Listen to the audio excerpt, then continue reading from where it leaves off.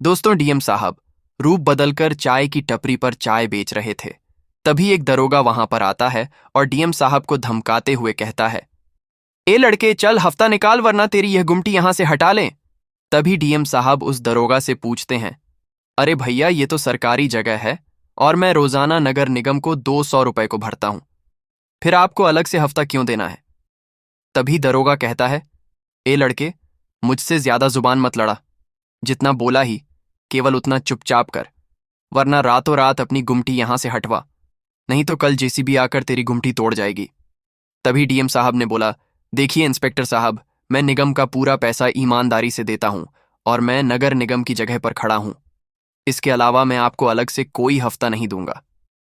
यह सुनकर दरोगा पूरी तरीके से बौखला जाता है और गुस्से में फिर वह जो कदम उठाता है, सच्चाई सुनकर आपके भी कान फटे के फटे रह जाएंगे।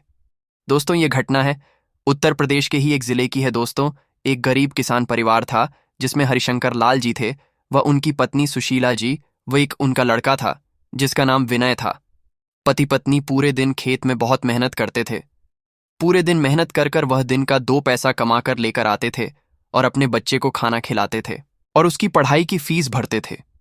एक दिन हरिशंकर जी और उनकी पत्नी सुशीला जी अपने खेत पर काम कर रहे होते हैं और उनका बच्चा विनय वहीं खेत पर खेल रहा होता है। तभी एक गाड़ी में 4 गुंडे आते हैं और गाड़ी से निकलकर उस किसान की कॉलर पकड़कर कहते हैं कि कल तक तेरा यह खेत हमारे नाम हो जाना चाहिए, क्योंकि यहां पर हम बहुत बड़ा हाईवे बनाने वाले हैं और उसमें एक मॉल बनाने वाले हैं, तो तेरी यह जमीन पूरी तरीके से मेरे नाम कर दे। किसान उनके आगे बहुत गिड़गिड़ाता है। वह कहता है, देखिए साहब, मेरी यह जमीन पूरे 20 लाख की है, लेकिन आप इसके मुझे केवल 2 लाख दे रहे हैं, तो मैं आखिर यह जमीन कैसे आपको दे दूं। इस जमीन से मेरा परिवार पलता है, इस जमीन से मेरे बच्चे के स्कूल की फीस भरी जाती है, इसी जमीन से मैं अपने बच्चे को रोटी खिलाता हूं। तभी वह गुंडे उस किसान के साथ मारपीट करते हैं। उसकी जो पत्नी होती है उसे भी थप्पड़ मारकर कहते हैं कि अपने आदमी को समझा लेना, यदि कल तक इसने यह जमीन हमारे नाम नहीं करी तो तुम्हारे बच्चे को खत्म कर देंगे या उसे उठाकर ले जाएंगे। वह किसान उन गुंडों के पैरों में गिर जाता है, उनसे माफी मांगने लगता है कि आप मेरे बच्चे को कुछ मत करिए, मैं यह जमीन तो आपको दे दूंगा, लेकिन उसके बाद मेरा क्या होगा। 2 लाख में मैं क्या करूंगा, मैं कौन सा नया व्यापार शुरू करूंगा, मैं कहां रहूंगा, मैं कब तक अपने बच्चे की फीस भर पाऊंगा। वह किसान रोते रोते उन गुंडों से बहुत प्रार्थना करता है, लेकिन वह गुंडे बिल्कुल निर्दय होते हैं। वह उस किसान पर बिल्कुल भी दया नहीं दिखाते, उसे लात मारते हुए कहते हैं, यह सब तेरी समस्या है, इसे तू जान, लेकिन कल तक तेरी यह पूरी जमीन हमारे नाम हो जानी चाहिए। ऐसी धमकी देकर वह गुंडे वहां से चले जाते हैं। तभी वह किसान अपनी पत्नी व अपने बच्चे को लेकर वहीं जिले के पुलिस थाने में जाता है। पुलिस थाने में जब वह जाता है तो वहां उसे अजय चौहान नाम का दरोगा मिलता है। किसान दरोगा जी से बोलता है, दरोगा जी, मेरा नाम हरिशंकर लाल है। मेरा यह छोटा सा 8 वर्ष का बेटा है जिसका नाम विनय है। हमें पिछले कुछ महीनों से कुछ लोग परेशान कर रहे हैं और जबरदस्ती हमारी जमीन हड़पना चाहते हैं। मेरी जमीन की कीमत 20 लाख है, लेकिन वह मुझे केवल 2 लाख का मुआवजा देकर मेरी पूरी जमीन हड़पना चाहते हैं। यह बात सुनकर दरोगा समझ जाता है कि यह किन गुंडों का काम है, और सबसे बड़ी बात यह होती है कि अजय चौहान जो दरोगा होता है वह भी उन्हीं गुंडों के साथ मिला होता है। वह किसान की पूरी बात सुन लेता है, लेकिन उनकी कोई मदद नहीं करता। वह उल्टा किसान को धमकाता है कि चुपचाप उन गुंडों की बात मान लो, वरना वे तुम्हें और तुम्हारे पूरे परिवार को खत्म कर देंगे। दरोगा जी की बात सुनकर हरिशंकर जी बहुत रोते हैं। वह पूरी रात अपने परिवार के साथ बैठकर यही विचार कर रहे होते हैं कि कल वह गुंडे फिर आएंगे, आखिर अब उन्हें क्या जवाब दिया जाए। रोते रोते पूरा परिवार सो जाता है। सुबह जब विनय और किसान की पत्नी उठते हैं तो देखते हैं कि किसान हरिशंकर ने आत्महत्या कर ली। उसने अपने ही खेत के कुएं में कूदकर अपनी जान दे दी। यह देखकर विनय बहुत डर जाता है और वह देखता है कि वह गुंडे जबरदस्ती उसकी मां से वह जमीन अपने नाम करवा रहे हैं, और जिस दरोगा के पास हरिशंकर लाल जी अपने परिवार को लेकर मदद मांगने गए थे, वह दरोगा भी उन्हीं गुंडों के साथ वहां खड़ा होता है, लेकिन वह उन गुंडों पर कोई केस नहीं बनाता।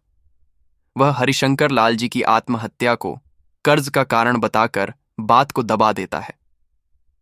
ये सब देखकर विनय को बहुत गुस्सा आता है। वह मन ही मन ठान लेता है कि मुझे बड़े होकर इन 4 गुंडों से और इस दरोगा से बदला लेना ही। उसके बाद वह गुंडे उनकी पूरी जमीन और उनका पूरा खेत हड़प लेते हैं और उन्हें मात्र 2 लाख रुपए देकर सारे कागजात अपने नाम करवाकर उन माँ बेटों को धक्के मारकर वहां से निकाल देते हैं। वह माँ बेटे जैसे तैसे मेहनत मजदूरी कर कर अपना जीवन जीने लगते हैं, क्योंकि विनय अभी पढ़ाई कर रहा था और पढ़ाई में उसका मन भी बहुत अच्छा था। विनय ने कुछ सालों के बाद अपनी 10वीं बोर्ड की परीक्षा पास करी। उसके बाद उसने 12वीं की परीक्षा में भी 99% नंबर लाकर पूरे जिले में पहला स्थान प्राप्त करा। अब विनय को समझ नहीं आ रहा था कि आगे भविष्य में उसे क्या करना चाहिए। तभी वह गांव के सरपंच के पास जाता है और उनसे बात करता है।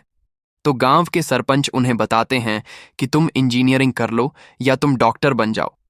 लेकिन विनय के जीवन का सबसे बड़ा लक्ष्य उन 4 गुंडों से और उस एक दरोगा से बदला लेना होता है। तभी विनय उनसे पूछता है कि सरपंच साहब, ऐसी कौन सी नौकरी है जिसका आदेश शहर के सारे पुलिस वाले मानते हो, जिसके एक आदेश से पूरे शहर का माहौल बदल जाए। तभी सरपंच साहब विनय को बताते हैं कि शहर में केवल और केवल कलेक्टर का राज होता है। यदि शहर का कलेक्टर चाहे तो वह कभी भी किसी भी पुलिस वाले को कोई भी आदेश दे सकता है।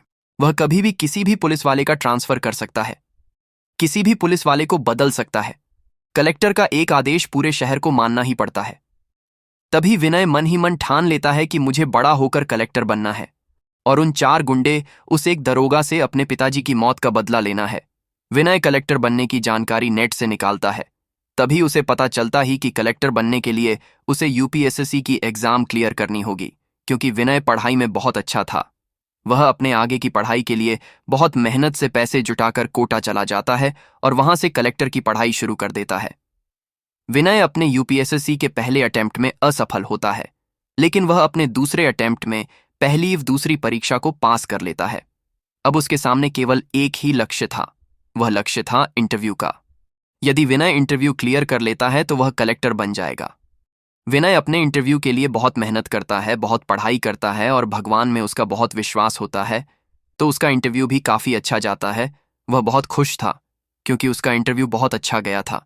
और कुछ ही दिनों के बाद जब रिजल्ट आता है तो विनय का नाम सबसे पहले स्थान पर आता है। अच्छी बात यह थी कि विनय उसी जिले का कलेक्टर बनता है जहां पर उन गुंडों ने, पुलिस वालों ने मिलकर उसके पिता की हत्या करवा दी थी और आसपास के सभी किसानों की जमीन हड़प ली थी। कुछ महीनों तक विनय की काफी कठिन ट्रेनिंग चलती है। कुछ महीनों के बाद जब विनय अपनी पोस्ट पर आता है तो वह गांव में जाकर गांव के कुछ दुकानदार से, वह कुछ किसानों से बातचीत करता है।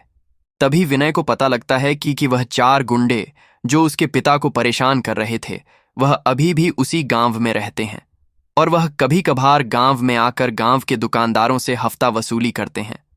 उन दुकानदारों को धमका कर रखते हैं कि यदि तू यहां पर ठेला लगा रहा है तो तुझे रोज का हफ्ता हमें देना होगा।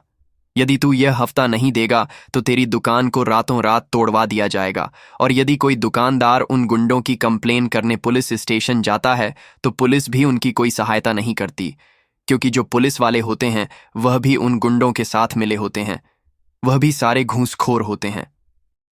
तभी विनय ठान लेता है कि मुझे कोई ऐसी योजना बनानी होगी कि वह सारे गुंडे और घूसखोर पुलिस वाले सभी एक साथ रंगे हाथ पकड़ा जाए, वरना यदि मैंने गुंडों को पकड़ लिया तो वह पुलिस वालों का नाम नहीं लेंगे और पुलिस वालों को पकड़ लिया तो वह गुंडों का नाम नहीं लेंगे।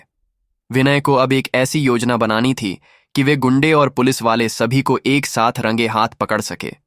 तभी विनय अपनी पूरी योजना तैयार कर लेता है और अपने गुप्त सूत्रों को यह खबर दे देता है कि जिस दिन उन गुंडों का हफ्ता वसूली करने के लिए आने का समय हो, तब से एक दिन पहले वह उसे खबर दे दे। 4 से 5 दिनों के बाद विनय के गुप्त सूत्रों द्वारा उसे खबर मिल जाती है कि अगले आने वाले रविवार को गुंडे उसी गांव में हफ्ता वसूली के लिए आने वाले हैं। रविवार की सुबह सुबह ही विनय एक चाय वाले का लेकर उसी गांव में चाय की गुमटी लगाकर वहां पर चाय बेचने लग जाता है। दिन के 12 बजते हैं और वहां पर एक गाड़ी आती है जिनमें से 4 गुंडे उतरते हैं और वह गांव की हर एक दुकान से पूरा हफ्ता वसूल करते हैं। तभी 2 गुंडे विनय के पास आते हैं। विनय कहता है, अरे किस बात का हफ्ता? मैं तो नगर निगम का पूरा पैसा भरता हूं। नगर निगम की रसीद कटती है, मैं वह पूरा पैसा ईमानदारी से भरता हूं। आखिर मैं तुम्हें पैसा क्यों दूं? तभी उनमें से एक गुंडा बहुत ऊंची आवाज में बोलता है, ए बेवकूफ, ज्यादा बात मत कर। तू क्या नया नया आया है? क्या तुझे यहाँ का नियम नहीं पता? यदि यहाँ पर दुकान लगानी है, यहाँ पर व्यापार करना है, तो रोज का हफ्ता देना होगा। हम महीने में 2 बार आएंगे और पूरे महीने का हफ्ता लेकर जाएंगे। चुपचाप हफ्ता निकाल, वरना 2 चांटे पड़ेंगे और तेरी पूरी दुकान को भी तोड़ दिया जाएगा। विनय बोलता है, अरे साहब, तुम ऐसे गुंडागर्दी करोगे तो मैं पुलिस के पास जाऊंगा, तुम्हारे नाम की रिपोर्ट लिखवा दूंगा। तभी वह गुंडे वहां पर हंसने लगते हैं और विनय से कहते हैं कि चल, तू अभी नया नया आया है, मैं खुद तुझे पुलिस वालों के पास ले जाता हूं। पुलिस वालों को जाकर कह देना कि हम आए थे और हफ्ता वसूली कर रहे थे। विनय बोलता है, मैं तुम्हें कोई हफ्ता नहीं देने वाला। तभी वह गुंडे विनय के साथ मारपीट करने लग जाते हैं। इतने में ही उधर से पुलिस की गाड़ी आ रही होती है। विनय देखता है कि उस गाड़ी में वही अजय चौहान नामक दरोगा बैठा है जो इनके साथ मिला हुआ है। विनय दौड़ता हुआ उस गाड़ी के आगे जाता है और गाड़ी के आगे गिड़गिड़ाने लगता है। विनय बोलता है, पुलिस वाले साहब, मुझे इन गुंडों से बचा लीजिए। यह गुंडे मेरे साथ मारपीट कर रहे हैं, मेरी दुकान में तोड़ फोड़ कर रहे हैं और मुझसे हफ्ता मांग रहे हैं। क्योंकि विनय ने पूरी तरीके से अपना रूप बदल रखा था, इसीलिए वह दरोगा भी उसे नहीं पहचान पाता है कि यह तो यहाँ का कलेक्टर है। और वह गाड़ी से उतरकर गुंडों की बजाय विनय की कॉलर पकड़कर विनय से कहता है, तो इसमें गलत क्या है? चुपचाप इन्हें इनका हफ्ता दे, वरना यह तेरी दुकान पूरी तरीके से नष्ट कर देंगे और तू इनका चाह कर भी कुछ नहीं बिगाड़ पाएगा। और ऐसे रोते रोते तू मेरे पास तो क्या, पूरे थाने में किसी भी पुलिस वाले के पास चले जाना, कोई भी तेरी मदद नहीं करने वाला। दरोगा जैसे ही यह बात बोलता है, विनय के चेहरे से आंसू मिट जाते हैं और विनय हंसने लगता है। विनय की हंसी देखकर वो और वहां खड़े सभी गुंडे और दरोगा चौंक जाते हैं। गांव वाले भी विनय को देखकर चौंक जाते हैं कि आखिर यह गुंडे और पुलिस वालों के सामने हंस क्यों रहा है। फिर विनय धीरे धीरे अपनी दाढ़ी मूंछे और अपने बालों पर से नकली बाल हटाने लगता है और जैसे ही अपने रूप में आता है, सामने खड़े दारोगा की आंखें फटी की फटी रह जाती हैं। वह तुरंत सैल्यूट ठोकते हुए कहता है, अरे साहब, आप माफ कीजिएगा, मैंने आपको पहचाना नहीं। इतने में ही पीछे से कुछ अन्य थाने के पुलिस वाले आते हैं और वहां खड़े गुंडे को, उस दरोगा को पकड़ लेते हैं। वह चारों गुंडे विनय के पांव में गिरकर गिड़गिड़ाने लगते हैं कि साहब, हमें माफ कर दीजिए, हम आपको पहचान नहीं पाए, वरना हम आपसे कभी हफ्ता नहीं लेते। तभी वह दरोगा विनय के पास जाता है और कहता है, साहब, आप बिल्कुल टेंशन मत लीजिए, हम सभी के साथ मिल जाइए। हमारा सिर्फ हफ्ता वसूली का नहीं, बल्कि 1-2 नंबर का भी बहुत बड़ा व्यापार है। हमारी जेब तो पूरी तरीके से गर्म है, हम आपको भी मालामाल कर देंगे। इस नौकरी से आपको जितने तनख्वाह मिलती है, हम उससे 10 गुना ज्यादा पैसा आपके घर हर महीने पहुंचाते रहेंगे।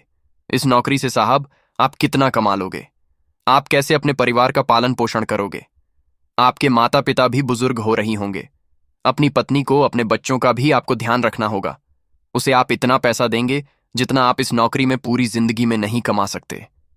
तभी विनय गुस्से में आकर उस दरोगा को जोरदार थप्पड़ मारता है और कहता है, बेवकूफ, तूने अभी तक मुझे पहचाना नहीं।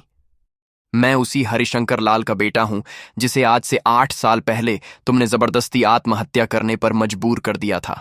तुम सभी गुंडों ने और पुलिस वालों ने मिलकर मेरे पिताजी की सारी जमीन छीन ली थी। वह रोते रोते तुम्हारे पुलिस थाने में रिपोर्ट लिखवाने भी आए थे, लेकिन तुम पुलिस वालों ने भी उनकी कोई सहायता नहीं करी थी और इसी डर से रोते रोते उन्होंने रातों रात आत्महत्या कर ली। उसी दिन मैंने कसम खा ली थी कि तुम लोगों से इस शहर के कई सारे किसान, कई सारे दुकानदार परेशान हैं और एक ना एक दिन मैं इन सभी दुकानदारों को और इन सभी किसानों को तुम लोगों से मुक्त करवा कर रहूंगा। और मैं उसी हरिशंकर लाल किसान का बेटा विनय हूं जो आज इसी जिले का कलेक्टर बनकर आया हूं। तभी विनय तुरंत उस दरोगा का सस्पेंड लेटर लिखता है, साइन करता है और उन चारों गुंडों को अरेस्ट करवाता है।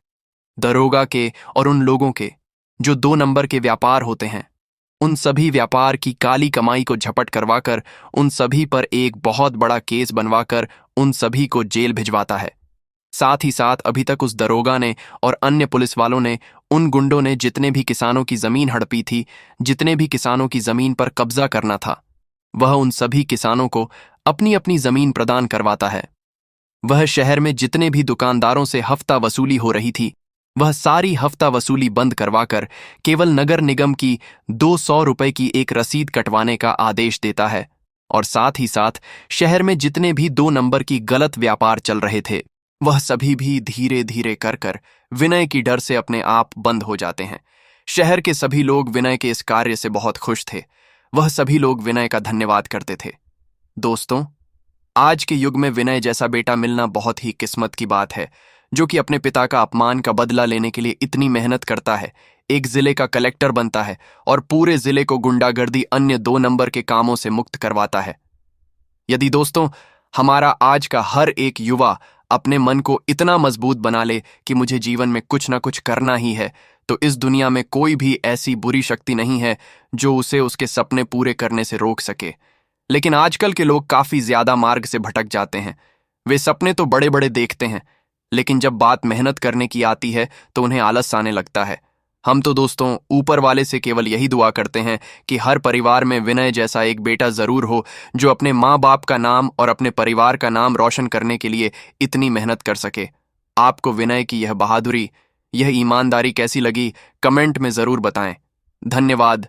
जय हिंद, जय भारत।